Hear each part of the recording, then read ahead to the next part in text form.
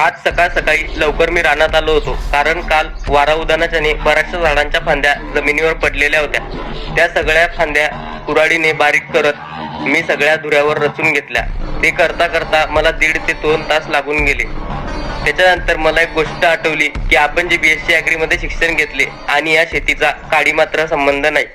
जमीन चांगली भुसभुशीत झालेली होती, कारण जमिनीची चांगली वाफ झालेली होती. आजूबाजूच्या शेतकऱ्यांनी सुद्धा पेरणीला सुरुवात सुद्धा केलेली होती. घराकडे जायला निघालो, कारण मला आंघोळ करून घरात पोहोचलो. तिथे प्रभू श्रीरामाचे दर्शन घेतले. तिथे आजी सुद्धा पोथी वाचत होती.